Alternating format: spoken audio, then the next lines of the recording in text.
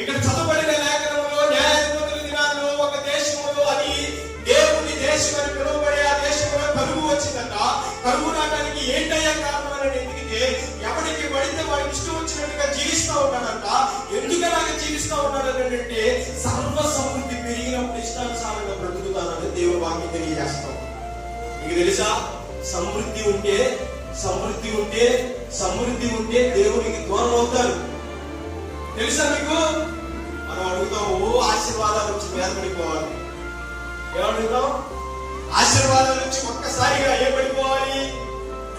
మన కుటుంబాల మీద పడిపోవాలని చెప్పి ఓ ప్రార్థన చేసేవాళ్ళు ఉంటారు. గుర్తుపెట్టుకో, ఆశీర్వాదం కోసం నువ్వు పరిగెత్తితే నీ కుటుంబం దేవుడికి దూరం అయిపోతుందనే ఆలోచన. అంతంత మాత్రం నీ భక్తి అయితే ఈ మాటలు అర్థం కావు.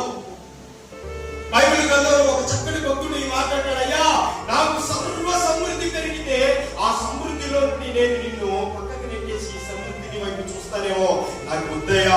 నాకు అలాగని పేదరికం కూడా నాకు వద్దయ్యా. ఏ రోజు ఆ రోజు తినడానికి నాకు కూడు పెట్టి చాలన్నాడు భక్తుడు. ఎంత గొప్ప మాట! నాకు ఆ మాట భలే నచ్చింది. ఏ రోజు